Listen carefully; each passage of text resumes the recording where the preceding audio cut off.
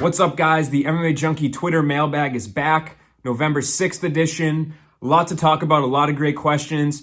Let's dive right into it and lead off with Tony Ferguson. Debbie Travers asks, what should be next for Tony Ferguson? Pretty simple question with maybe a complicated answer, but it shouldn't be that difficult. Tony Ferguson has voiced a lot of frustration with the UFC recently, with UFC President Dana White, with the not being able to fight, maybe being overlooked when it comes to the mix of what's going on in the promotion at 155 pounds. But I think that the answer is simple here. I think Tony Ferguson versus Michael Chandler is the fight to make. I think both guys are interested in it. I'm hearing that they both want the fight. Potentially in December sometime was one of the timelines that was thrown around. We'll see if that comes to fruition as we approach November. We're getting there pretty quickly here. But yeah, I think that's the fight to make, and hopefully it happens sooner rather than later with both guys being interested in one another. And this leads to the second question from today. Alvaro Bondi asks, who do you think will be coaching in the new season of Tough? And the answer should be Tony Ferguson versus Michael Chandler. I think that this is a win-win scenario for both parties, including the UFC, or all three parties, including the UFC, where they get Tony Ferguson's quirkiness, his oddities, his everything that's made him popular. They get to project that out, and people will get to see how Tony Ferguson coaches a group of young bantamweights and middleweights. And on the flip side, Michael Chandler gets to be introduced to a mainstream global audience like never before, the UFC audience. Sure, diehards know him from Bellator, maybe some other fans know his name, but if you really want to introduce him to the UFC audience, put him on The Ultimate Fighter.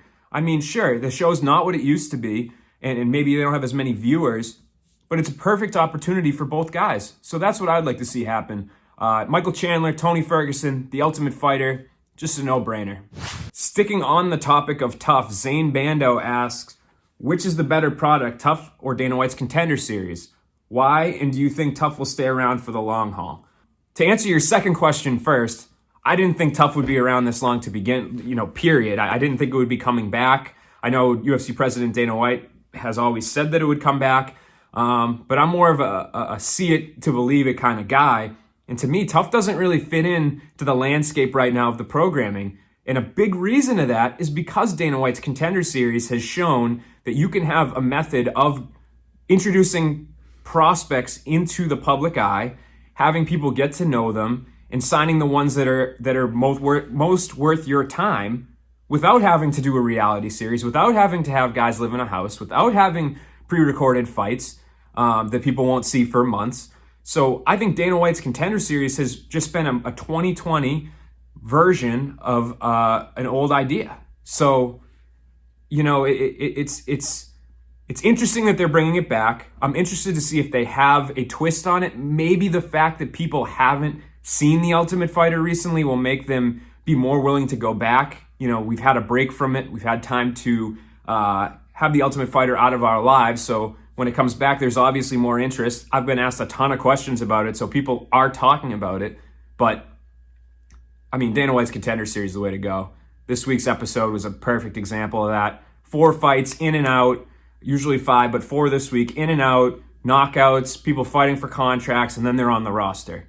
Not the antiquated reality series type thing. So I'm willing to give it a shot. We'll see if people like it. We'll see if they throw twists, but to me, there's better ways to go about these things. Final question is about this weekend's fights. UFC on ESPN Plus 40 takes place on Saturday. And in the main event, Glover Teixeira, former UFC title challenger, versus Thiago Santos, former UFC title challenger at 205 pounds.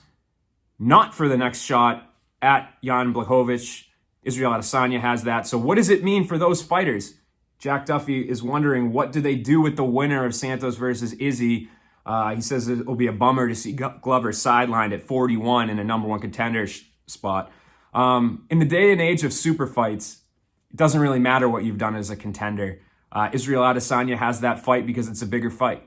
And even though Santos or Glover, whoever wins that fight, will have more merit, in my opinion, to get a 205-pound title shot, the UFC is focused on the big fights, the biggest fights that they can make. And if I'm Glover, I am sitting out if I win this fight. There's no reason for me to fight anybody else.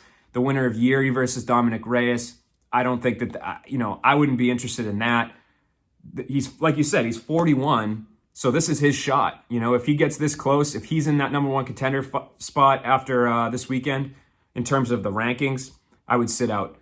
As for Santos, if he wins, it really depends. Does he want to stay active? Does he want to get another fight in coming off of surgery to stay active? And does he have confidence that, hey, I can go out and beat whoever they throw in front of me next? So it really depends.